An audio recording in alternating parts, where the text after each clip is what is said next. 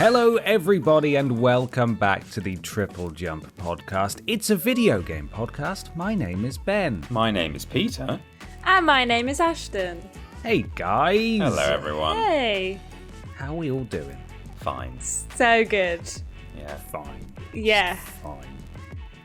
I go on holiday tomorrow, so I'm alright. Right. I'm pretty happy. So that's a plus, but do you want to share with the nation, with the world, why? Yeah. I kind of had a bit of an not annoying. Yeah, it was annoying. Wake up call this morning when I woke up in a puddle of my kitten's piss. Hey. Kit piss. Yeah.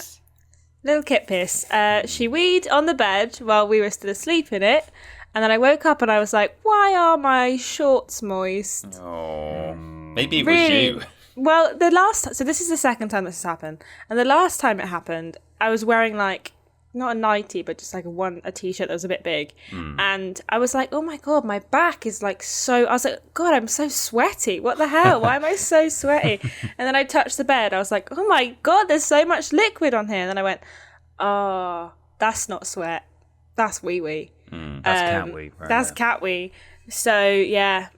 So that was kind of a big, nice wake-up call about 7 o'clock this morning. So, yeah. But we're just trying to be positive. We're just trying to be happy and positive. I mean, on the bright side, you're probably not the only person who's just woken up in a pool of liquid this morning in Britain. True. But most people, it probably was sweat rather than cat piss. Yeah. But you're not alone, I don't think. No. Well, if you did also wake up in a puddle, I'm really sorry to hear that. And I hope that your day is going well also. So. But they're not going on holiday tomorrow, so screw them. Yeah. They're the real losers. They can just cope. Cope with it. Just deal with it, all right? Yeah. Have you tried not getting pissed on by a cat? Yeah. Considered that? Try that next time, Just I be guess. happy. Just smile. Yeah. One Have you simple tried fix. that? One simple fix. There we are. This is, in spite of Cat We Talk, our video game podcast. Yeah, it is. We do it each and every week, and each and every week we have an actual real sponsor, a video game adjacent sponsor. I believe Peter has the ad read for this week. I do. So last week the podcast went out post Ashton reveal, of course, because it would be weird to do an episode with Ashton before her reveal. So that goes without saying. But we recorded it pre Ashton reveal. So this is actually the first time we're speaking to you as a podcast to say thanks everyone for welcoming Ashton so nicely. But I can also exclusively reveal today a new brand deal we have going to sort of promote our third jump. We're working with Ubisoft, and they've developed a game where what you do is your character hops into an animus, and you get to go back in time through genetic memory to just sort of find out about Ashton's life as she was growing up and learn a bit more about her. You know, it's a good way to get to know the new host. So, coming soon, Ashton Creed. I really tried to get through that without laughing. You can do it. Ashton's Creed Origins. Wow. That sounds great. Yeah, I've been working really hard with Ubisoft to make sure it details all the important moments of my life. So, yeah, it's really, really exciting. Now you too can experience the first cat piss incident. You can, and maybe even the second if you're lucky. Possibly. Depends. That might be DLC. Yeah, It's season 1. DLP. That's a season 1 event. Yeah. If you find the right question mark on the map, you might be able to experience the second cat wee as well. Wow, sounds good. Goodness, I can't wait to play it. Yeah. Well, you'll have to wait, I'm afraid, because it's not real. It's a lie. What? Damn it. That's So- doubly unfair because you both said it was real. Ashton backed you up. Well, and now I'm you're curious. just pulling the rug out from under me. Yeah. I'm curious who I've been telling my whole life story to for the last week. You've been doing photometry and motion capture for someone's been dressing you up in a big onesie with tennis balls on it, and you don't know why now. Yeah. You mean to tell me that wasn't real? Yeah, I don't know who that was. Wasn't part of this job, that's for sure. I might need to make some phone calls after this podcast. Yeah. It sounds like so. you do. That's Yeah. I'm so sorry. Keep us posted. Okay. So that's not real, unfortunately. But the very real sponsors of this podcast are the wonderful patrons over at patreon.com/Team TripleJump, where for as little as $1 per month, you can submit questions for this podcast. And there are other tiers available where you can get all sorts of goodies as well. This is the final time, fingers crossed, that I will be asking, where are we walking today in the video version of this podcast? We're not in the studio, but from next week, we will be. Some people were a bit sad about that we're no longer going to be able to ask where we're walking. And they get to see you joking me? No. The amount of comments. flack we've gotten for daring to work from home during the pandemic, and now people want stupid PNGs of us walking across a static... I can't wait. Are you joking? I can't wait for Worst Games Ever to return in office and for people to be saying, get rid of face cams. Oh my God. Yeah, but where are we walking? Ashton, I feel like you should have the Yeah, it'll be your only opportunity. I think we should be walking on a picture of my cat, who we call Lil Piss Baby for a reason. Pissy Elliot, yeah. Fantastic. Because she's a little nightmare, and I want her to like rectify the fact that she's cute, and that's the only reason we keep her around. Because pissy cat, where have you been? Exactly. The cute outweighs the piss, but not by much. Not by much. Thin ice. Okay, well, send me a photo of that cat, and we'll make it happen. I will. I'll send you a picture of her. Now, before we move on to question 1, we need to learn a little bit about TripleJump.gg. Hello, everyone. As well as our extremely real and totally not fictitious in any way sponsor, we're officially partnered with PlayStation, Xbox, and Nintendo to sell their codes through our own website, TripleJump.gg. Here you can get everything from topping up your digital wallets to PlayStation Plus, Xbox Live Gold, Xbox Game Pass, and Nintendo Switch Online subscriptions, as well as Minecraft Mine Coins. Mine Coins, they'll be your coins any minute. Nice one, Peter. Oh, thanks very much. It's 100% legitimate, directly supports us, and provides you with the delightful digital currencies you're going to buy anyway. Visit TripleJump.gg to browse our full stock. TripleJump.gg. This is a real sponsor. Lovely. We'll have to get Ashton in on that at some point. Do a fresh one, I think. Mine coins? My coins. Your coins. Absolutely. That's great. Prep your best gag. Or just use that one, whatever you like. We'll just cut that out of the podcast and put it. That's it. We'll just, next week, that'll be it. Just with us sort of talking over each other. That'll be great. Yes. It's time for question 1. This is from Cameron Keywood, who says, "Hi Ben, Ashton and Peter, henceforth known as BAP." Oh, nice. Yeah. I have been melting in this British heat and haven't started playing new games due to this. Does the weather affect the type of game you play? Thank you, Cameron. Thanks, Cameron.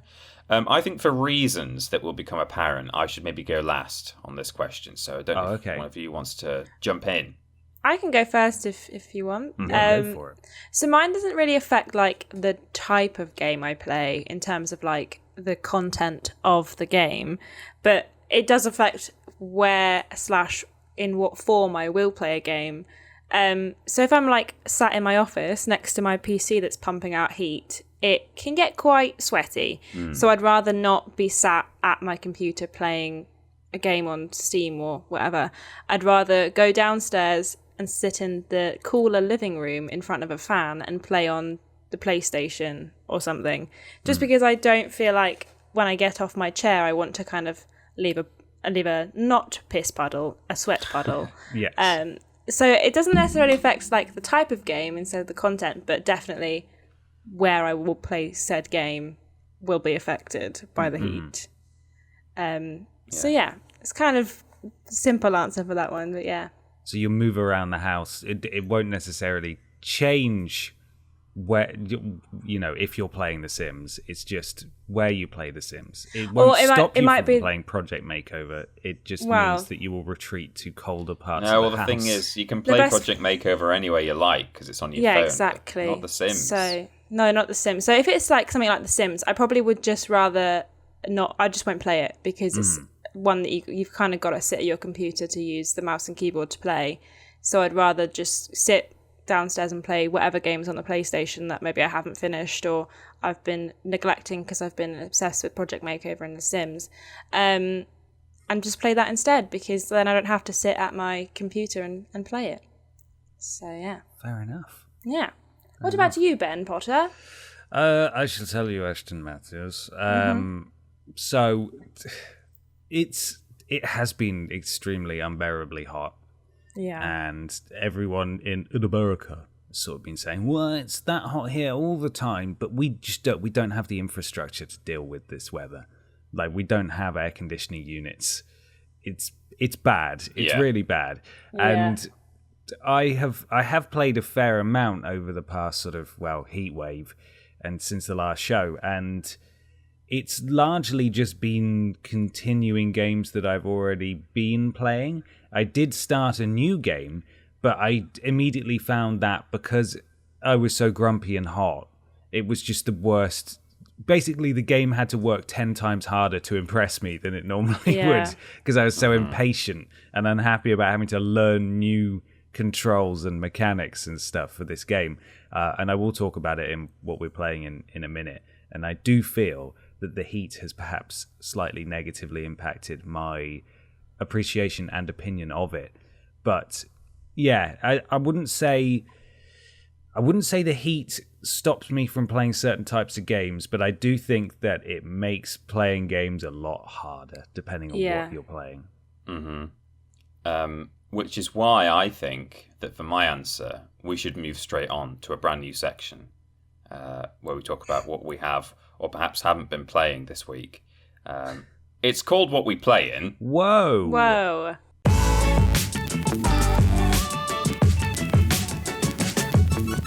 It's What We Playin time for What We Have Been Playing with a G. Peter, what have you been playing? Nothing. There it is. I've not played a video game all week. Lucky. Well, yeah. A tiny bit of that has been, I've had a couple of evenings where I've actually had stuff to do anyway. So the potential pool of video gaming days was decreased to maybe 4 or 5 rather than 6 or 7. But yeah, the main thing was I've just been so kind of not necessarily like really warm, but just really tired. And like you say, just a bit grumpy towards the end of the day. I said to you yesterday, Ben, I think on a couple of occasions because of different conversations we were having, that the house that I'm in doesn't feel like it gets too hot, like per se. I don't feel like I'm roasting and I need a fan on, but it's just having that kind of constant baseline. Oh, it's pretty warm, isn't it? All day. The last thing I've wanted to do at the end of the day is then sit downstairs in our living room, which is probably the warmest room in the house, and play console games. And likewise, I don't want to sit in my office and have a computer on which I have to sit next to while it's while it's pumping out all its heat and stuff. So I didn't play any actual video games. What I can just sort of really crowbar in here to the video game podcast that we are doing is a non-video game that I have played that you'll be familiar with, Ben. We got a copy of Letters from Whitechapel, the board game. Oh, okay. So we played a little bit of board games this week because we're able to sit in our kitchen at the table, which is a much cooler room. And sorry, this is lettuce from Whitechapel. Lettuce from Whitechapel. Delicious. Going to write you some letters. It's a Jack the Ripper kind of hunting game. One person plays Jack, and anyone you can either have one opponent or a whole group of opponents working together who are the police, and there's letters that can be found, but we didn't play with those because they're optional. And they just have to find Jack the Ripper. But so that's to what extent, Cameron Keywood, the heat has affected my video game playing this week. I've not played anything, and instead I reverted to actual tabletop board games instead. Switched to miniatures. Ugh. Yeah, not appropriate for this podcast as such, but there's probably a bit of a crossover audience at least. So yeah. But yeah. Yeah, so there you go. That's Letters from Whitechapel. A devastating blow to my gaming. Call yourself a real gamer? What the hell? Yeah. What? Ashton and I are going to have to pick up the slack worse than now. Easy mode. Yeah, you are. Yeah, worse than easy mode, actually. Wait until they hear that I played some of Mass Effect on narrative difficulty because I couldn't be asked. Yeah, I do. I play things on narrative sometimes, or certainly easy mode, because I just want to get through things and move on to the next one. The hounds will be at my door. They will. So Ashton, what have you been playing this week? I've only really played one game. Mm-hmm. So I don't know if it's going to bulk up this segment any more than yours did, Peter. But yeah. I started a new game because I'd finished the other games I was playing on the PlayStation, and I couldn't bother to go to Far Cry because I didn't want to sit upstairs at my PC, and I didn't want to. It's too hot, so I didn't want to play it. And I played on the new PlayStation Plus game, A Plague's Tale: Innocence. Oh yeah, I really want to play that. One I was going to talk about as well. Yeah, so I think I might have also been affected a little bit by the heat, and possibly maybe need to go back to it another time. I finished it. I finished the game. Nice. Because I kind of was like, oh, I'm just going to sit, and I kind of didn't really know what I wanted to do with myself, but it was the one thing that was at the beginning of the PlayStation menu, and it didn't need me to go put a disc in, and I didn't want to move, so I just played it. And I enjoyed it to a certain point. I liked it up until about chapter 15 out of 17, and then I hated every single second of me playing it. I almost didn't finish it. And I was like shouting and swearing at the screen. I was on easy mode, and if I say protect the caravan, how would you react to Oh my god! I literally lost my mind on that bit, and then also the final battle, I almost just stopped. I was like, I don't need to finish the story. I don't need to finish it. I'm annoyed. I don't want to play it. I really enjoyed it, and I thought the story was really interesting. The mechanic. Amicia's a badass. Amicia is a badass. I thought like the mechanics. I don't know if it's because I was hot and Mardy, or if it's because I just wasn't really good at it. But I just got so mad about like the mechanics at the end of the game, because you'd learn all of these like things throughout the whole game, and then it was basically just like, well, just use rocks now, basically. God. And I was like, okay. We've got all this other stuff on this wheel that I've been crafting, and maybe I just played it wrong and I was just getting annoyed for no reason, but I just found that combat had kind of not felt secondary, but stealth had been much more important for the rest of the game. And then suddenly it was like, now you're in a kind of a people running at you combat situation, and you have to get past it by protecting this caravan. So yeah, I enjoyed it right up until like chapter 15, and then I didn't enjoy it as much anymore. But I finished it, so we played that game. Sure did play that game. We sure did play that game. So yeah, that's what I played this week. And of course, Project Makeover, but that's going to be every week. So that's a given, really. So yeah. Got to check in for those daily rewards. I have. Yeah, I have got to. Yeah. We'll check in on Project Makeover next week.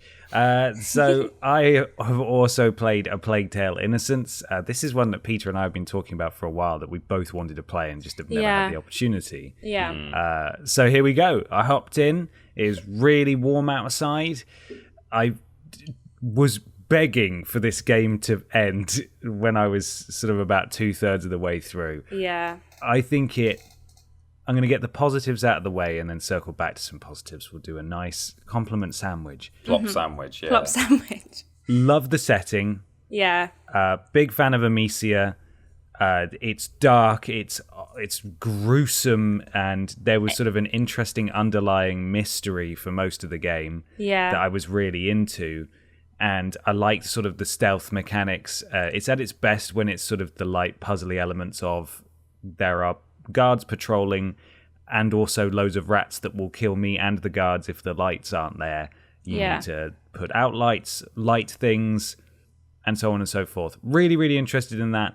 A lot of groundwork laid here for the sequel, and I'm genuinely optimistic that the sequel will be really good. And again, the heat wasn't the best time to play this game when it was so warm, but yeah, I think it massively outstays its welcome. I think it could have been 10 chapters long, and that would have been fine. I thought the stealth was great, and the combat, i.e. slinging a stone at someone's head, was by far the weakest part of the game. And the further into the game you go, the more it relies on combat, which just doesn't work, in my opinion, and just ends up getting frustrating more than anything else. And it just, like, by the end, when the underlying mystery isn't such a mystery anymore, it just jumps the shark in like a spectacularly stupid way that isn't entertaining. It certainly wasn't entertaining for me. No. I was just sat there like, oh, for God's sake, what? Come on, just wrap it up. Also, the little boy is extremely irritating. I found him really sweet. I'm sorry. Couldn't stand him. Occasionally he was really sweet, and occasionally I was like, just be quiet now. I've had enough of you talking about, Mummy, I need to find Mummy. I was like, shush now. Shush, you got to be quiet, please. We get the memo. But on the whole, I came away from it feeling quite positive. I just was sort of disappointed, weirdly, that it went on so long, because I thought I thought maybe it'd be, would have been quite short, but actually it ended up going on perhaps longer than it should have done. Yeah. Still enjoyed it. Think the sequel will get a lot of things right that this one didn't get right, but after they, as I said, well and truly jumped the shark and went to like super weird places that I wasn't really anticipating, I don't know how they can really ground a sequel, but we will see. I found like the first half really interesting. Like the first sort of 5 chapters were really well paced. They were so pretty as well. Like the game was very pretty, and and it's also really impressive the fact that, I mean, it obviously was a PlayStation 5, but the rats didn't slow down the game at all, really, even though there was like rat physics, hundreds and hundreds of rats just appearing. I mean, it's a PS4 era game, generation game, and it performs very well on that. So I'm told it was when we went to see it in quite an early stage, Bennett, in the Vidiot's year. They were saying even then that they were really impressed with this liquid rat physics that they'd come up with, and they were really showing it off and saying, this is, we're really proud of what we've done here with this. All these different entities moving around in a kind of an interesting way, very fluid. Yeah. Because I found like the first 5 chapters were really well paced and I really enjoyed them. The middle 7, I was kind of like, okay, well, we can skip this. This isn't necessarily, I don't need this. And then the final 3, it felt like it went so quick and it rushed through the final 3 and didn't really give anything time to breathe. But also I was kind of glad I didn't, because I hated the final 3 chapters. So I was kind of like, okay, this is fine. But I will play the second one, I think, probably. Because I did like it, and I thought the story was good, and like say, Amicia was pretty dope, and it looked really pretty. So I'm quite excited for the next one. Just hopefully it's better than this one was. I hope so, and I'm sure it will be, because there's so much promise here, and they, they are a smaller studio, and what they did make was way more impressive than I was expecting. I wasn't really thinking there'd be too much in the way of the story department, and as you said, the first 5 chapters, it really, it laid the groundwork for some really interesting stuff to come, and then it kind of went a bit wacky, which I wasn't a huge fan of. But yeah, on the whole, really good game. Very impressed. Looking forward to the next one. Aside from Plague Tale, I got the platinum in Mass Effect 3, finished that off, and then I was so hooked on the Mass Effect train, I was like, you know what? 3rd time's the charm. Pop Mass Effect Andromeda into the disc tray. Let's reinstall it. Download my save from the end of last year, where I gave it another go for the 2nd time, and we'll pick up where I left off. I played it for about 45 minutes and then I deleted it. I just don't like it. I can't do it, and it makes me really sad, because I want Mass Effect now and I can't have it. So there we are. That's what I've been playing. Cool. Oh, lovely. Well, in that case, it's time for question 2. Yes, this is from Jono Charles Davey. And Jono says, "What's up, fellas, and Ashton, who may or may not be there?" I am here. She is there. Hello. As games have progressed over the years and started to meld into what looks like a single engine and the exact same control schemes, do you find it hard to get back into older titles? Or do you see it as an added challenge and something new to learn? Personally, I miss the years when learning an entirely new control scheme and unique mechanics was part of the experience. I suppose that's something I still love about Nintendo exclusives. It's also something I immediately notice when playing remastered or emulated titles. Yeah, thank you, Jono. You do definitely notice it playing old games, and course, we play a fair few old games, either on stream or, of course, for worst games ever from time to time. And the thing that the one that springs to mind kind of the most is first-person shooter games. In the kind of, maybe from the PS2 or even early Xbox era, where you typically, the one that really gets me is that it tends to be L1 and R1 to shoot or throw grenades or, things like that, things you would typically associate with the triggers. You'd think it would just be L2 and R2, because they're effectively, that's what the trigger was, what it came from, But it's kind of strange to load up, say, Time Splitters, and I'm pretty sure that's a game where it's R1 to shoot, and it's, you have the muscle memory now of the past, 10 years of trigger-based shooting. But I find that it's not necessarily annoying. Or it doesn't bother me when I boot up a game and the controls are all strange and difficult to comprehend. It's the same as well with platforming games. Like the jump button could be any number of face buttons in an old game. Although I suppose nowadays the jump button still isn't completely nailed down. I think in most shooter games it would be X on a PlayStation or A on an Xbox. But with platforming games, or the like. So, in Skyrim and Fallout, it's always been triangle or Y, hasn't it? But that's not necessarily what I would associate with jump. But in any case, to get back to what I was saying, I don't find it frustrating, or I don't think it's a bad thing as such. I think it's almost, it's a little bit nostalgic, either actually playing with an older control scheme. It sort of takes you back a little bit, like, oh yeah, man, this is weird, back in the days where the genre was still being defined. Or even the actual act of learning one, as Jono says in the question, like learning a new control scheme, even that has a sense of, it's a bit of a throwback. You don't have to do that anymore. And to pick up an old game and be like, oh, I've got to like work out what all these buttons do now, when you don't have to do that so much nowadays, that even that in itself can be a bit of a throwback to earlier years. So yeah, it doesn't bother me, but I do think it's a good thing as well that nowadays we have a relatively unified control scheme across, certainly within each genre, not necessarily across the whole console library, but yeah, that's a good thing on the whole. Ashton. Oh, okay. So I don't really have the nostalgia of playing kind of old, PlayStation 1, PlayStation 2 games. True. So I never really played those, because I never had one when I was younger. And so I don't necessarily gravitate towards older titles to play at this point, because I know that I will find them probably quite frustrating and probably quite jarring as well visually, as one thing that I think would bother me in terms of, I've gone back to a couple of things. Like I was trying to play the first Psychonauts the other day, because I quite want to play. I would quite like to play the second one. So it's kind of going back to the first one, and I didn't really have a chance to play it for too long anyway, but I did kind of find it quite jarring to play, just from control side of things, and also I think visually found it quite jarring as well. I mean, I already have enough issues going from using various controllers on different platforms anyway. Like I find going from the Switch to playing a game maybe with an Xbox controller, or even sometimes with a PlayStation controller, I find it so annoying. The amount of times I've accidentally exited out of a game on the Switch because the B button is in a different place is insane.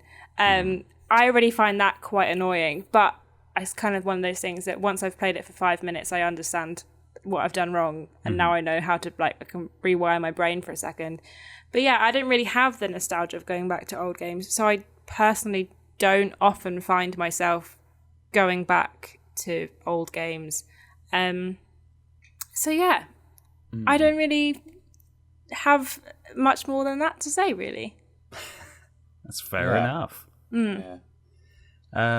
I do find that the control schemes of older games actively hold them back now, especially for a lot of people who have never played those games before and are perhaps looking to go and experience them. Myself, very recently with Resident Evil 4 and Silent Hill, although with Silent Hill, I literally couldn't use the Vita's virtual R2 and L2 buttons because they just didn't work. But especially Resi 4, like that's a game that I would love to experience, but just the controls just put me right off. Like I can't do it. And that's, that's no judgment on the game. That's just how it was at the time. And obviously if you have played it before, it's very easy to slip back into it and it's no problem at all. But especially for a newcomer from the year 2021, there's a huge difference between, as Peter said, the standardized controls of various genres. And it has been a really long road to get to where we are now. You play a lot of games from the 90s, you will see wildly differing control schemes. And it's something that I discovered firsthand when making the launch game videos, is that a lot of these games were just sort of feeling out what makes sense with their control schemes, and so they're all just completely different, which is sort of has a nostalgic charm to it now, but really is just bonkers, isn't it? Like if games did that today, like if you played a first-person shooter today where it was X to shoot, or A to shoot, I would be furious. I would have a breakdown. Like driving controls as well are one that I didn't think to say. That's all over the place. Driving control again now it tends to be mapped to the triggers, and maybe there's an additional accelerator and brake on the face buttons. But but back in the day, sometimes you would just control a car with your thumbstick, or it'd be square to accelerate, and it's all over the place. I think Borderlands and Halo is still you hold forwards on the left stick to drive, and on the right stick you use the camera to steer, which certainly in Borderlands is not great really at all, and I don't understand why they're still using that control scheme for driving. But I think controls are in a good place, honestly, right now. I don't think that anything is really lost by having standardized controls that make games more accessible to everyone, and that you can pick up most games and kind of know what's going on. And there will, of course, always be exceptions, like even A Plague Tale Innocence. That took me a little while to get used to the difference between aiming with the sling thing and just throwing rocks. Those are different shoulder buttons, and that took a minute to get adjusted to. But it's just largely agreed that if you're aiming and shooting anything, you use the shoulder buttons. Just like if you're walking and steering, you use the sticks. That's just what they're for now, and that's fine. I don't think there's an issue. There's really a problem with that, even if there is some, as I said, like a nostalgic charm to going back to an old game where it is X to shoot, for example, which is disgusting. It makes me sick. Yeah, and I think it's a good thing as well in terms of if you start a new game and then maybe you might play a little bit of it and then you have to go on holiday. You have to go on holiday or something, or maybe a new game, particularly in our line of work, a new game comes out that we then have to play that for a bit to cover it or something like that. Then when you come back to game number 1 a couple of weeks later, you probably won't have forgotten the controls because they're relatively standardized, and they might even have been almost the same controls as game number 2 that you played in the interim. Whereas I can imagine that there was a certain period of time where you better flip and stick with that game that you're playing right now, or you will not remember how to play it in a couple of weeks. So that's another good thing. Absolutely. Well, it's time to move on to something a little bit strange. It is. Just one moment. I'm propless. Ashton, do you have some paper to hand? I have my national insurance number piece of paper. That will do. Excellent. Won't it? Read it out. Hang on. My number is... I used to have loads of papers here when Brian was working from this desk, but he's put them away now. And I realised Brian. They're not. Okay, I've got something here. You got something. Okay, it's time for weird news. Weird news.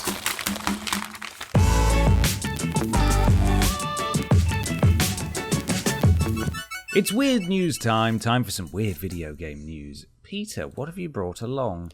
I have got a news story here that was shared with us and sent to us in various ways via Twitter DM and so on and so forth. So I can't really name everyone who sent this one over. But what I will say is you can submit weird news stories via Twitter to us now. A tweet goes out on Tuesdays saying, what weird news have you seen this week? And if you pop one in there, it makes it handy for us to find a weird news story nice and quick. And we'll give you a little shout out if you were perhaps the one of only a few people to submit it. So there you go. But as I say, this was sent by lots of people in lots of ways. This is according to cogconnected.com. Interesting. And this is weird news in a way. This is Kotaku trending on Twitter for bashing XCOM Legends. Oh dear. Oh baby. Now you must have seen this in some way. XCOM game that looks nothing like XCOM is the subtitle of the article. That's not even a full sentence. XCOM game that looks nothing like XCOM. It continues. This is written by, I should say... Oh, this is a weird website. Where's the author? Are they down the bottom? Well, I don't know, but if I see a name, I'll let you know. It's not obvious. So they say, late Monday night, Kotaku released an unorthodox review of the new XCOM mobile game known as XCOM Legends. The original review's headline outright called the game... And then there's a swear word beginning with S that means poops. Okay. And only a couple of hours later, after the Twitter backlash, Kotaku decided to change the headline. There's now an embedded tweet from Kotaku that says, 2K very quietly launches new XCOM game that looks like shoot. Whoa. The review backed its original headline on the basis that the mobile game resembles nothing of the original XCOM brand and lacks any of its combat style and character design. This isn't a turn-based tactical shooter. There aren't maps to explore, there's no flanking, no base management, and everyone looks like they're new Overwatch characters, the review described the game. Kotaku ended up trending on Twitter for what has been described as an unprofessional review that doesn't live up to Kotaku's reputation or common journalistic standards. And then there's a few more embedded tweets of just angry people talking on Twitter about how this is not appropriate. Mm-hmm. And it continues. The headline was so bad, it grabbed the attention of industry-leading journalists such as Nick Calandra, editor-in-chief of Escapist magazine, commenting on how the review resembles the industry's notorious toxicity problem as a whole. Nick said on Twitter, not going to share the article, but Kotaku going full mask off in contributing to the toxic discourse that surrounds gaming, while also constantly complaining about exactly that, is the same kind of grift they complain about. They complain about the YouTubers doing. The article continues. Another hot take from actor-director Stephen Ford highlights the need for clickbaits, it says in quotes, and the endless chase of it gives bad reputation to journalism and overthrows the work of all of the honest people in the industry. Stephen said, Kotaku's it says pension, as in the thing you get paid when you're 67. Kotaku's pension for hot take rage click articles gives games journalists, most of whom are awesome people who their asses off, a bad name. He's missed out the word work there. This bullshoot just leads to disproportionate scrutiny of the profession as a whole. Wow. Last couple of paragraphs here. Kotaku later on offered some sort of an apology, publicly stating that it realizes that a soft launch of a game doesn't necessarily reflect the end product and is common in the mobile gaming space, and ended up changing the headline of the review. The headline of the review is now set to XCOM game that looks nothing like XCOM. Oh, there you go. That's why they put that in the subheading of this article. So that's the new headline on Kotaku, XCOM game that looks nothing like XCOM. It's been said that any press is good press, but the tarnishing brand of a long-standing establishment may be too high of a cost. What do you think was... This is really badly written. What do you think... It sounds terrible, this one. It's got typos and all sorts in it. I mean, the typos, in fairness, were the guy's tweet embedded. That was Stephen Ford, but this is badly written. It says, "What do you think, was the original headline a deal breaker to you, ? Let us know in the comment section below." then there's just a link that says source. And, oh, here we go. Aaron Nashar, or Nasha, wrote that. Right. Well done, Aaron. Well done, Aaron. Good job. He definitely wrote something. He wrote something. Those were words. I mean, I don't know about you guys. I don't want to be like I'm enabling toxicity here, but it didn't bother me that much that if that's their opinion, I don't think I care that that their choice of headline was new game's coming out and it looks crap. Like, yeah. I mean, it's not professional. It's not professional. I understand sure, that. It's not. It is not professional. But equally, I think they're trying to go for a conversational, your friend down the pub, or maybe not the pub, but your friend down the arcade, Luke Plunkett. Incidentally, it was written by Luke Plunkett. This is the like weird game. Just sort of textbook Luke Plunkett headline. If you see anything that's remotely contentious like that on Kotaku, it's usually Luke Plunkett, which I have a lot of time for Luke Plunkett because I do think he's a very entertaining writer. Yeah. But like in this case, like you, it doesn't affect me personally. Like I'm not going to lose any sleep over this. But at the same time, they have to have known that this was going to ruffle a lot of feathers. And it's like, can you not just help yourself by avoiding doing this? It's not nice for the developer and publisher either, is it? Like, it's fair even enough if the you want to game's say rubbish. Exactly, you can say I dislike this game for these reasons. They really made some mistakes here, but to just as a headline as well, which some people, they're not going to click the article. They'll just see new XCOM game is shoots, and that's it. In that sense, it is unprofessional and it's harsh, but I can see it from the other side, and I kind of think I think the intention was to be, again, like a mate is talking to you. They don't want to be too dry and professional in that sense. So you don't know me like that, Kotaku. Yeah, it's also very clickbaity as well. It is. That's the whole thing, isn't it? Is that can they get the clicks? And if you see that, people are going to be like, "What? I'm going to check this," and then inevitably be like, "I don't agree with this," or "I do," but. It's to get those clicks in, isn't it? It is. Yeah. So Kotaku very recently got, we're going to dive into some sort of industry analysis of Kotaku. Oh, speaking of that, boys, we'll circle back to that in a second. We will. I think they've very recently got a new editor-in-chief, if I'm thinking of the right outlet. I believe that they did. So it's kind of disappointing because I read her, again, I may be connecting the dots completely wrong here, but I read her mission statement when she took over, and I was like, it sounded, I was on board with what she was going to try and do with the website, and then, this, which again, it's not the end of the world. I don't really care, but at the same time, it's perhaps not the best start to a new editor's tenure, for sure. Yeah. Well, Ashton, it's time for your weird news.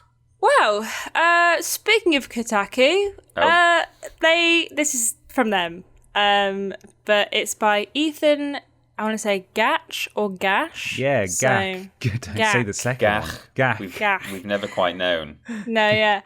So this article is Marvel's Avengers tries winning back players with horny Captain America. Oh, good. If Crystal Dynamics makes him take his shirt off, will they come back? ? Is the I subheading. will. I definitely will. I'm already there waiting for it. Yeah, there's a lovely picture of him with his shirt off. Captain America, I mean, not Ethan. Marvel's Avengers never seems to catch a break, but maybe a half-naked Captain America can change their mind. Crystal Dynamics announced today that the comic book Loot Brawlers marketplace now has new skin featuring Steve Rogers in the flesh, because if you can't beat the competition, try getting horny. So it's actually... hang on. I got confused. You said Steve Rogers, and I was like, you mean... Chris Evans? No, it's just in-game Steve Rogers, in-game right? Steve Not Rogers, actual actor Chris Evans. Okay. No, not actor. Tweet says, bask in the summer heat with the American Dream outfit for Captain America, alongside a clip of the stiff-nipped Avenger sporting jet black aviators and working on his tan. The skin is roughly $9 and drops alongside a white outfit of Black Widow, seemingly tied to the new Marvel movie being released tomorrow. This came out a little while ago. Right. Okay. Along with a handful of volcano-themed outfit, bring on the Marvel Avengers Renaissance, it says. The internet love horny, and whether it was explicitly the strategy or not, it's not unheard of for live service games to try and spice things up by reflecting sex through weird, distorted meme prisms. That was a nice sentence. There was that Christmas where Overwatch fans wanted Widowmaker to step on them thanks to the new emote, and remember Fortnite's peck-flexing beefcake kitty cat meow skulls? Okay. What the F was that all about? And while Bananas being naked may have played for laughs in federal court earlier this year in the Epic v Apple antitrust lawsuit, you cannot convince me there isn't something extremely sexual going on with Peely. And then there's a bit about Captain America, but we don't really need that bit. And it just says, or maybe the new sexy American dream Captain America is just part of the character's ongoing subversion to the actual American dream. Real heroes don't fight to protect the US's deep-seated hierarchies. They take their clothes off for hefty microtransactions to pad quarterly earnings. Yeah, that's it. Yeah. The real superhero. Indeed. Yeah. There's also, I've got like a 0.5 of this as well, of like a second article that I found on Kotaku when I was kind of reading this one. Okay. That's by Zach Zwiesen. Zach Zwiesen. And it just says, this article was written by a cat. Milo, a young cat owned by a Kotaku editor, has written a blog for you all to read. And it's basically just cat speak, aka just they've clearly lied on the keyboard. And that's the whole article. Just a mash of keyboard. It's just a lovely article from Kotaku. Wasn't it Kotaku who also last week, a couple of weeks before, who also did video game news article, and then it was like the prose was like funny one-liner to open things up and make you feel relaxed. Like what are they doing? There's a lot. There's a bit of an identity crisis, and it was Kotaku. I think it's Patricia Hernandez. I just had a Google. Is the new editor-in-chief. So hey, they're trying new stuff, and they are. I hope it works out. They are consistently the most entertaining source of weird news. Yeah. As proven by my news, which is also from Kotaku. Yeah. And the title of this one, written by Ari Notice, I believe, is Infamous Lost Nintendo Mean Girls game now fully revealed. Oh, baby. You love Mean Girls, right? Who doesn't?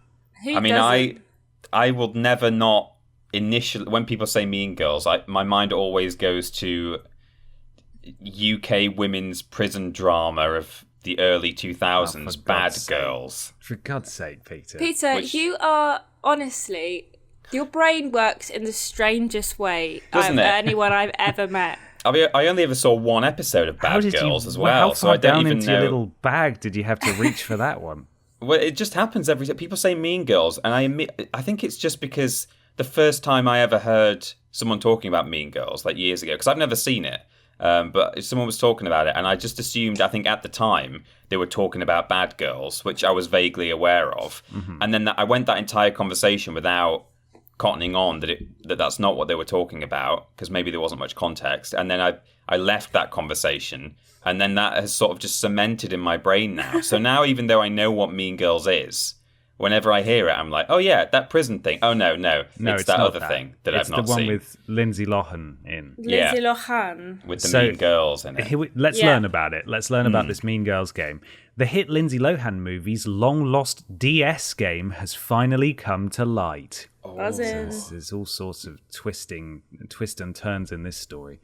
In the late 2000s, 505 Games and Crush Digital Media planned to release a Nintendo DS game based on Mean Girls, the coming-of-age comedy starring Lindsay Lohan and Rachel McAdams. However, there's no proof that the game ever came out, leaving many expert DS observers to regard the game as lost media. But now, the lost game has finally surfaced, almost entirely the result of efforts spearheaded by one Raven Simone, known as Bob Dunga on YouTube, who just posted a full playthrough. The DS adaptation of Mean Girls was first announced in 2008, alongside adaptations of Pretty in Pink and Clueless, but it seemingly never came out and became the domain of sites like the Lost Media Wiki. And it goes on to document that whispers of Mean Girls have popped up on the web from time to time. A Best Buy listing for a used copy features a product review posted just 6 months ago, but suggests someone actually got their hands on it. Decent DS game for the $8. I mean, you get what you would expect for a movie tie-in game, kind of just a bunch of mini games. The listing is currently marked as sold out. An Amazon listing also says that Mean Girls is sold out. It currently lists 4 reviews, 5 stars across the board, it says, 3 of which say something to the effect that it was never released. A Newegg page simply lists the game as out of stock. So, essentially what happened is this person managed to just find it. They managed to get hold of this copy. I'm trying to, because it's a long old article, I'm trying to find out where they managed to... Was the person called Raven Simone? Yes. As in from That's So Raven from the Disney Channel, Raven Simone. Is that what her full name is? Is that Raven's name on That's So Raven? Well, yeah, that's her like real name. Spearheaded by Raven Simone. Yeah, that's what it says. What? That is what it says. It does say that it's a bug-laden disaster, though, the game. I was going to say, it sounds like it might be worst games ever material, to be honest. But... Yeah. The ROM initially suffered from an infinite loop error just 14 minutes in. Sometimes chapters would crash entirely or even force the player to rerun them from scratch. Aside from bugs, some minigames, like the aforementioned talent show, required the precision of a real stylus, which is difficult to replicate with a mouse in an emulator. At the end of her playthrough, Raven was only able to attain 97% completion for the game. Oh, so close. So we'll never know what the secret post-credits ending is. We will never know. So there we are. The Mean Girls DS game, previously thought lost forever, has been found, and it's not good, which is confirmation, shocking. I suppose. Yeah. Closure. Really shocking, yeah. I love that, though, like lost media being found and stuff. I'm not, I don't have any horses in the Mean Girls race, but just generally speaking, when people find...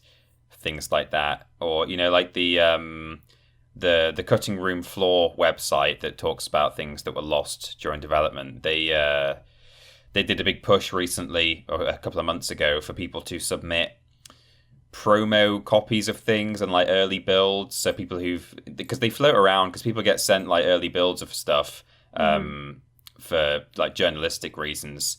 We're talking in like the 90s and the noughties here. So there was this huge dump of PS1, PS2, Xbox, GameCube games that were all in like slightly different levels of completeness, with things that hadn't yet been removed from the game, and they were all like dumped online as ROMs, which is really cool.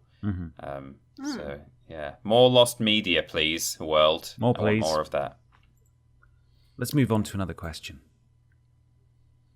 Yes, let's. Shall I read it, or should Ashton read it at this point? Ashton can read a question. Would you like to read a question? Oh my god.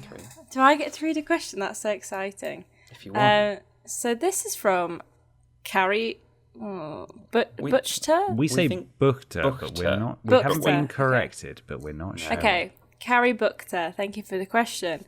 They say Keela Sully. Salai. Sulai. It's a Mass Effect. It's a Mass Effect greeting. Thank you. Boix and Gulk. Not sure how to word this into a question, but I've been replaying Mass Effect 3 and loving the heck out of it. I never found the ending to be terrible, since I think the game is more about the journey than the destination.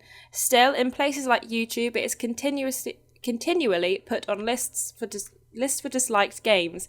It makes me wonder how much the media affects game sales. Is Cyberpunk unplayable or just buggy? Although No Man's Sky isn't what was promised, is it still an enjoyable game with its updates over the years? Again, sorry it's not much of a question, but sent with love and respect for your opinions. Thank you, Carrie. Thanks, Carrie. It's a dangerous thing, really. I mean, actually, it kind of ties in with the Kotaku issue. Saying this game is rubbish.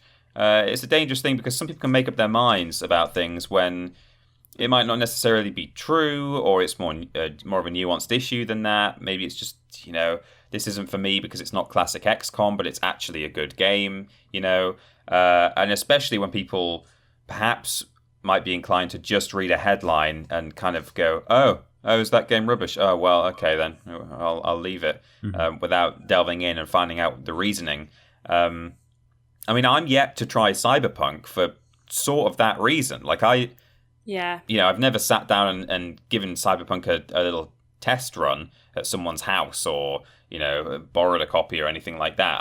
All I know is that articles online have said that game is real pants and it's full of glitches. Now, I think that, of course, was very much the case. That was true. It's not the media didn't mislead anyone in that sense with the initial build, but all the same, it just proves, whether it's true or not, it proves the power of the media. If they just say to everyone, "Hey, this game's really broken and it's very disappointing," I'm a case in point of someone going, "Okay, sure, well, I probably won't play it then." Whereas James Jenkins, on the other hand, I don't know how sort of late he played it into after its release. So whether there'd been a big day one.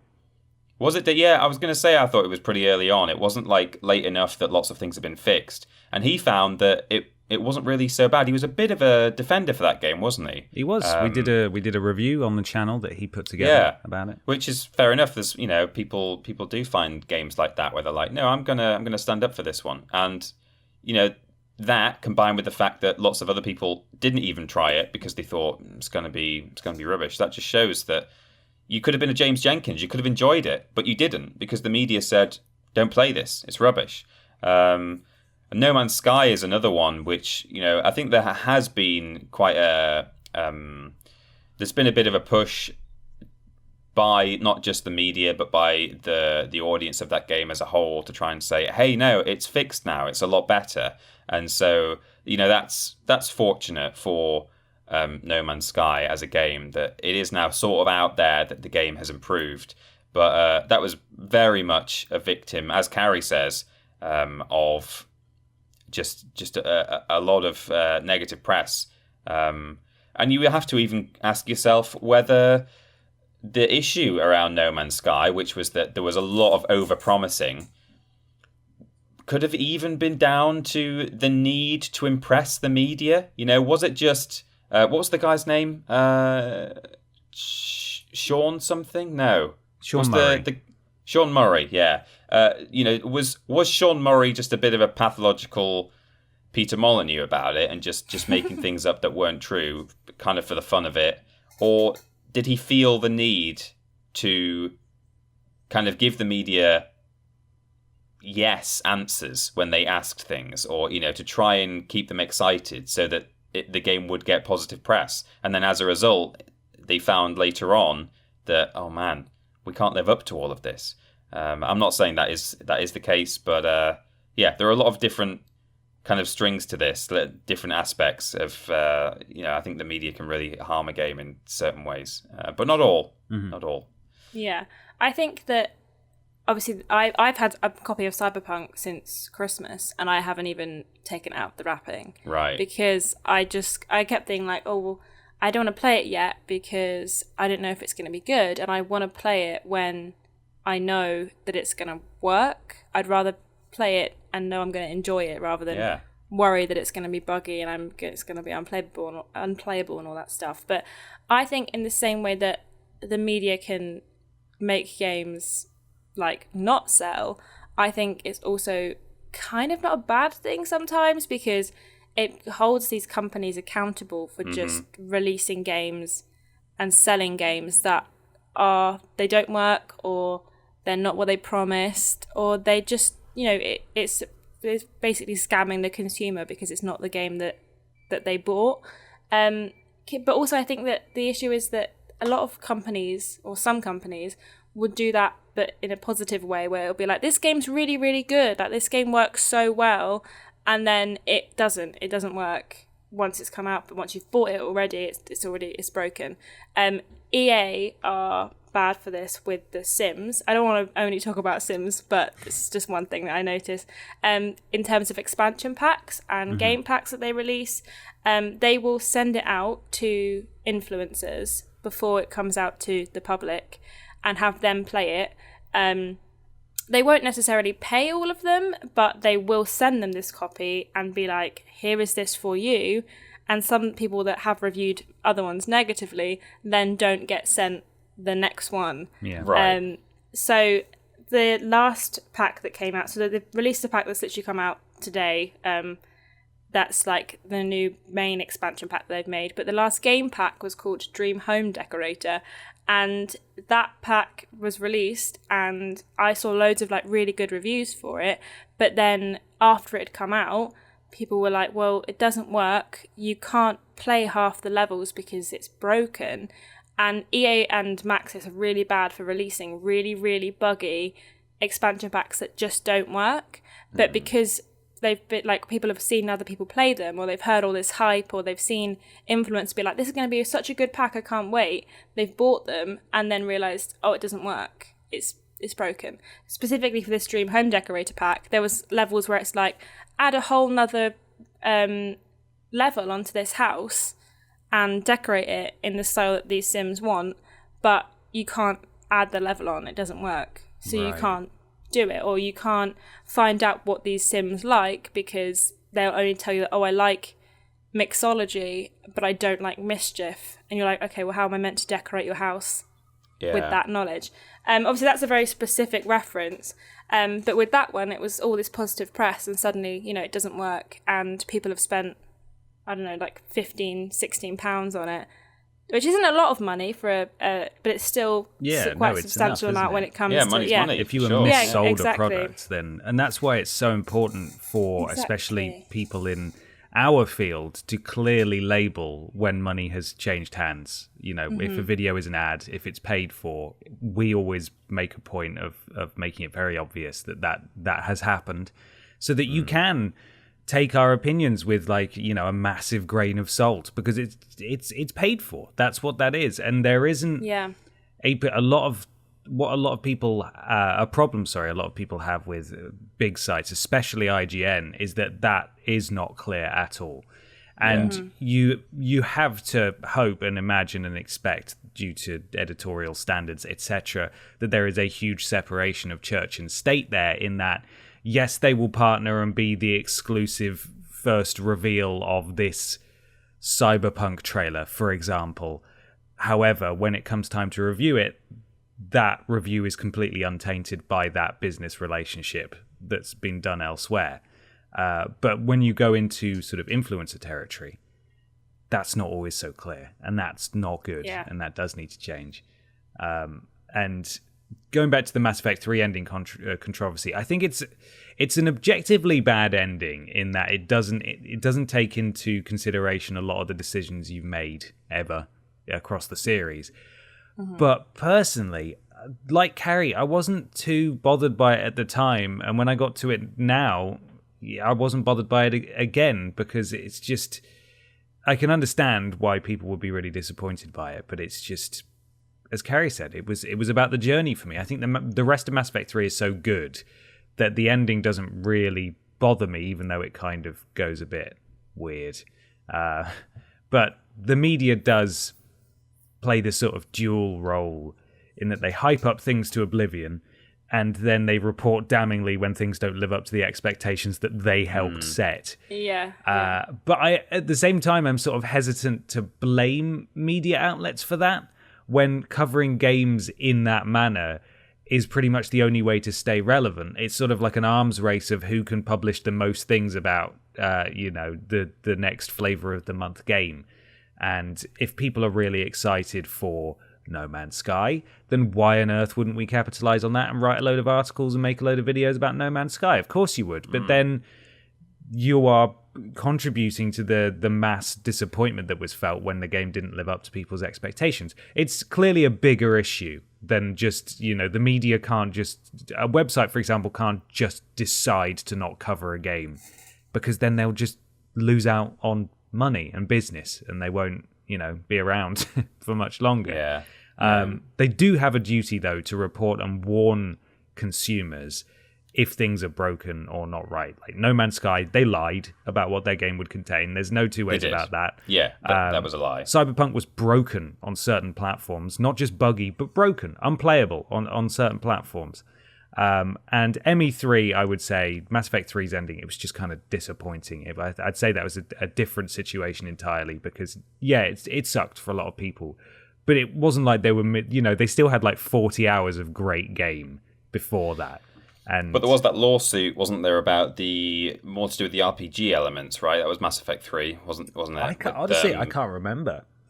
I think it was Mass Effect 3 where they got taken to like court about misrepresentation and stuff in terms of there was some sort of tagline that says like every decision you make, or something about. There's definitely legal. There's definitely legal grounds in those situations with the marketing, because that happens all the time with big games. I don't know if anything, things rarely come of it, because ultimately, unless they really do screw you over, like with Cyberpunk, for example, who knowingly sold people games that didn't work. Then there's but certainly I think Mass Effect is probably a slightly different case. But yeah, it's a difficult question to sort of answer.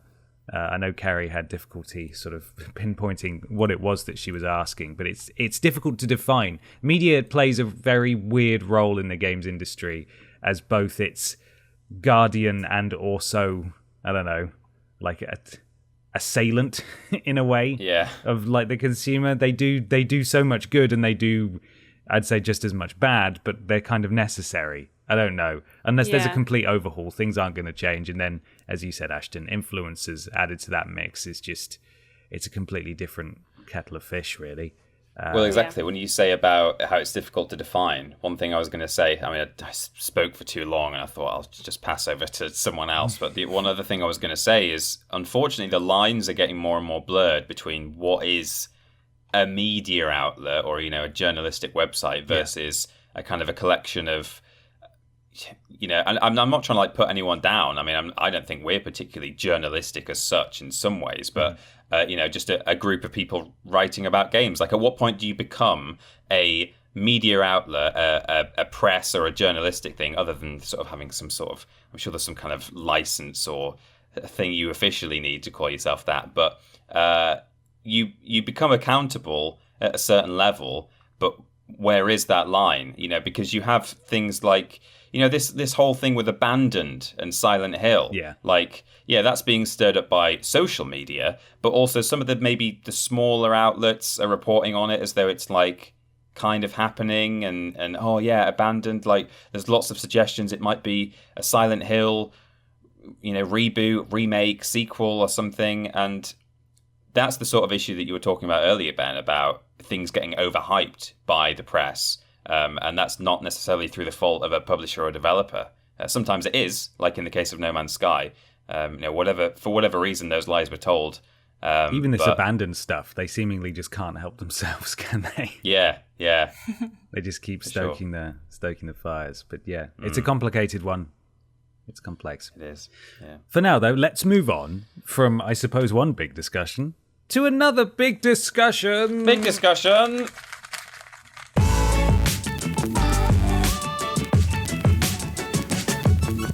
It's big discussion time. Time for the big discussion. This big discussion comes from Callum Straw. Callum says, "Hey guys, after the recent announcement of Ubisoft's new Tom Clancy game, X-Defiant, there appeared to be a decent amount of backlash against them for, yet again, using the Tom Clancy name for a game that bears no relevance to the brand associated with it, which got me thinking. Do you think some of the bigger AAA companies are scared to create new franchises or IPs in case they don't sell? So now they just slap a well-known name such as Tom Clancy on their new game and say, look, it's the new big game from that famous franchise, knowing it's more likely to sell. Great to see you guys return from your exile, not this week though, and a big welcome to Ashton. All the best, Callum." Thanks, Callum. So, what do you think, Peter, of this? Well, I've got a devil's advocate point of view to just throw into the mix for discussion purposes. I'm not saying I necessarily agree with this, but it's a funny one. Austin. Yeah, it's a funny one, particularly in the case of Tom Clancy and Ubisoft, in that Ubisoft are always being accused of not innovating and just churning out the same game every time.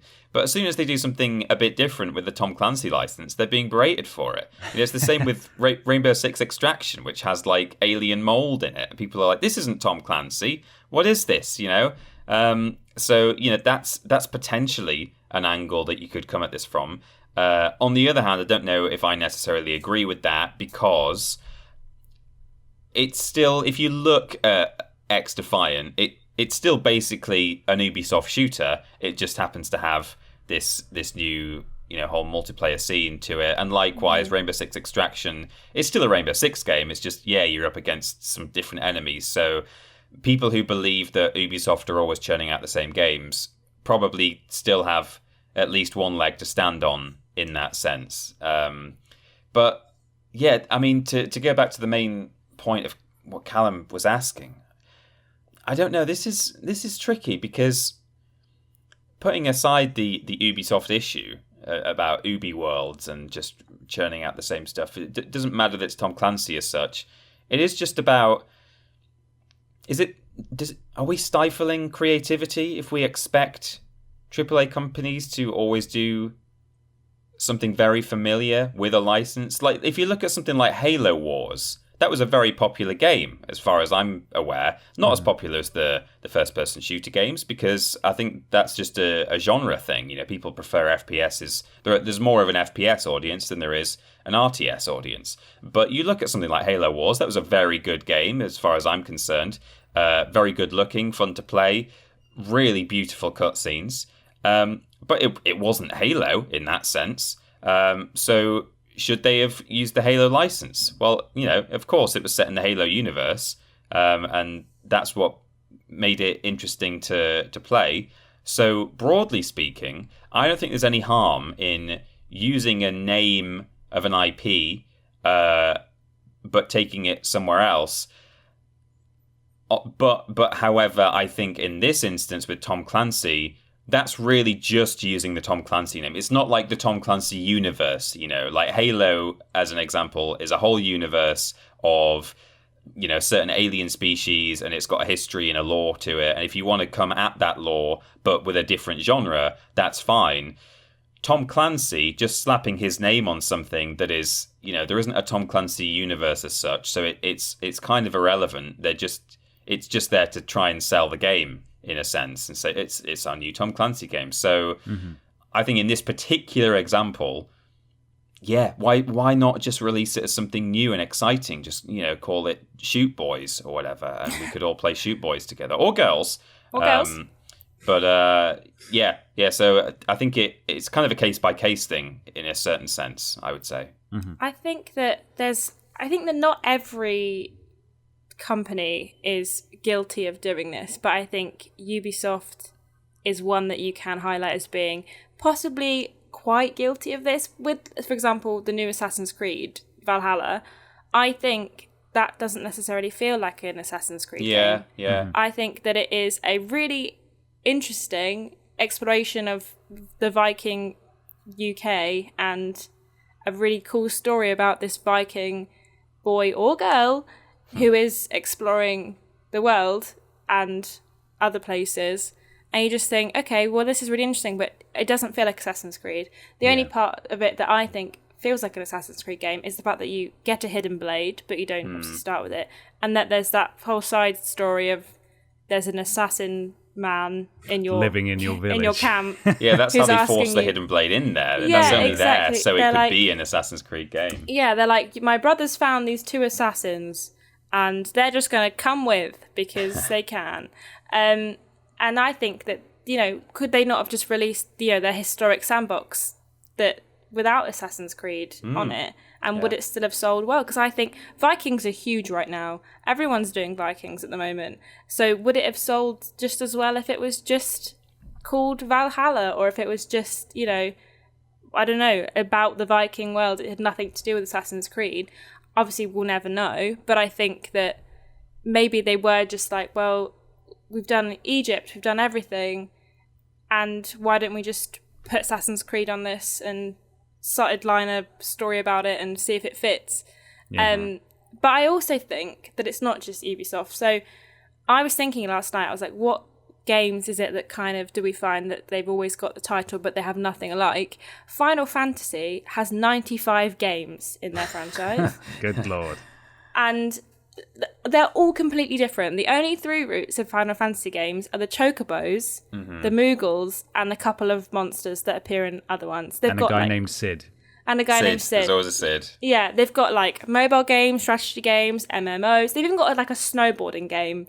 Like, every single one of those Final Fantasy games is completely different. There's nothing about them apart from the title that really makes them the same. So it's kind of like, why are they all called Final Fantasy then? Because it doesn't make any sense. But I suppose in that respect, it's a brand, isn't it? More so than necessarily a type of game, Final Fantasy. Yeah. So it's kind of difficult to say, like, they're scared to create something new because they are creating something new, but it is very much like, would they bother to make it if it's not this game that they know for sure they can sell to people who already know the name? Yeah. So it gives them a little bit of creative freedom, I think, of being like, well, let's branch out, because at least we know that if we sell it and it says Tom Clancy or Assassin's Creed or Final Fantasy, that fan base is going to be interested in it in some way, shape or form. So we can be a bit more creative with it, try something new, but also make sure that it's going to at least sell a bunch of copies because of the name on it. Yeah. Yeah. So yeah. It's, especially with the Tom Clancy part, that's always struck me as a bit weird, because I don't think Tom Clancy is that strong of a brand as Ubisoft thinks it is, because they could easily strip Tom Clancy away from The Division, and everyone would know what The Division is. They could strip it away from Ghost Recon Wildlands and just call it, people would know what Ghost Recon is. The problem, I suppose, with X-Defiant is that X-Defiant is one of the worst video game names I've ever heard. And if it doesn't have Tom Clancy in front of it, then why on earth would anybody play X-Defiant? You know? Yeah. So I can understand. That's entirely what it is, as you said, Ashton. It's a branding thing. It's sort of almost like a seal of approval, like a stamp on it. People see that and know, like, okay, that may not be The Division 3, but it is a Tom Clancy game, and I know what that is. And it's, I mean, arguably they've already taken the risk by making the game, if it's not, if it doesn't fit specifically within Tom Clancy's wheelhouse. So, them slapping the Tom Clancy name on it isn't necessarily them being scared. It's almost just them guaranteeing at least some revenue from it. Yeah. But I am sympathetic to people, especially with Ghost Recon, here we go again, and I'm messing it up myself. Tom Clancy's, what was the mold one? It was called... Oh, it's called Extraction. Thank you. It was called Quarantine, Quarantine, but they changed that's it what to it used to be called. Extraction. Yeah. Thank you. Yeah, so Extraction... Okay. I am sympathetic to people who see that, and we said the same thing over E3, Peter and I. We're like, wow, I bet Tom Clancy's really thrilled about the direction his realistic military books have taken. It's just sort of almost, if such things are important to you, it's almost disrespectful to the lineage, but ultimately, things like that don't really matter. But yeah, I think it's just, especially in the Tom Clancy case, it's strong branding, and that's why they want to do that. Generally speaking, though, I would argue that, as Ashton pointed out, several examples, there is an element of stagnation across the industry, and there has been for a while. And I think that's largely why indie games have exploded in popularity in recent years, especially on Switch, where they're so convenient to consume. And that's not to say that big budget AAA games are bad or don't take risks, because they're nearly all at least great. And some take some real gambles with this, especially their narrative direction and the kind of representation they offer, which always doesn't always go down very well with, bigots. But I'd be really interested to see, for example, an Ubisoft, basically Assassin's Creed game, but without the Assassin's Creed branding. Like Vikings in England or something. Yeah. I would just get rid of all the baggage, get rid of the series baggage, and let us experience that. Although, having said that, ultimately it would just be, it's Assassin's Creed, but it's not called Assassin's Creed anymore. It would still feel the same. It's just, it's a branding thing. But what I will say is, sorry, go ahead, Ashton. No, I was just going to say, but I also think it's very much like a money thing. They can make it easy cash if they just whack this title on it. It's not... Yeah. To be very cynical about it, they don't care if you think it should be called Tom Clancy or not, as long as you buy the game. Yeah, They or at don't least care. if someone buys the game that Yeah, does exactly. Someone better. will, because it's Yeah. called Tom Clancy. Yeah. Yeah, exactly. Sorry, Ben, I interrupted you. No, not at all. This is hopefully the last time we'll be doing this over Discord, so we'll never interrupt each other again. False. False. What I will say, is that you should support new franchises you believe in as and when companies actually produce them, especially big publishers. Buy them, play them, review them online, tell your friends. You got to sort of show, it shouldn't be on us, but it kind of is. You should show publishers that these so-called risks are worth it. But even then, that's not always easy, because if a big publisher does take a gamble on a brand new IP, they often feel it feels like if they're not going to slap an existing franchise's brand on it, like Tom Clancy, in a way to mitigate potential losses and to almost ensure success. Nowadays, it seems they're leaning more and more into seasonal updates, microtransactions, and free-to-play models, which in and of itself is just, it puts loads of people off anyway. So it can be tough to support new endeavors when they are so increasingly monetized in ways that are unpalatable. So it's not easy, really, to support all new games. Well, the funny thing is that in some ways, these labels and these IPs that are slapped on certain things to perhaps make them sell better can sometimes put people off, in the sense that you might have something against the Tom Clancy license. You might just think, oh, it's a bit too realistic for me. Oh, new Tom Clancy game coming out. I'm not even going to try that because I know I won't like it. They can be a bit hardcore at times. Or, Assassin's Creed. I think that series, as we were saying, has got a lot of baggage. I have I have negative interest in the Animus storyline bit set in the real world. And that is a perfect example of a game, as Ashton was saying, that could just be released as here's a historical game. It's set in Viking times and you are a Viking. And, that to me would be a better game than having to flash forwards briefly and walk around a shack, or to have a slightly awkwardly crowbarred in hidden blade bit that was, just brazenly and transparently put there so that it ties into the brand. So sometimes it can have the opposite effect. I'm sure, broadly speaking and globally, it still has an overall positive effect, and otherwise they wouldn't do it. And lots of people will buy Assassin's Creed games because they're Assassin's Creed games. But I'd probably be more likely to buy the next historical sandbox game from Ubisoft if it was just called, the Wild West game, rather than Assassin's Creed, Wild West. Round 'em Up or whatever. Assassin's Creed Wild West. So it can work both ways, perhaps. Yeah. I wonder if when we eventually see Skull and Bones again, if it is just an Assassin's Creed game and they slap the branding on there, just because the whole point was this was them doing exactly what we're talking about, which is splitting off something that people enjoyed so much from the Assassin's Creed franchise. So you liked Assassin's Creed Black Flag, right? What if we just gave you a pirate adventure? It'd be such a U-turn, though, wouldn't it? That'd be sad. It would, but it's been so long. It's clearly not. Yeah. It's not having the best of time development-wise. I wonder if, again, it's a case of recouping losses. Just put Assassin's Creed on, people will buy it. Apparently, it's just entered the alpha stage. Skull and Bones has. Has it just? According, literally yesterday. Fancy you mentioning that, but yeah. Well, there we are. That's our big discussion. That's our podcast. Of course, let us know what you thought of all the things we discussed today. And Peter is going to tell you where you can find all three of us on the internet. We are Team Triple Jump. You must know that. You're listening right now. YouTube.com and Twitch.tv/Team Triple Jump is where you can find both our videos and live streams. We stream on both of those channels. If you've got Amazon Prime, you get a free Twitch sub with that. It's all bundled in. So consider spending that on us if you like.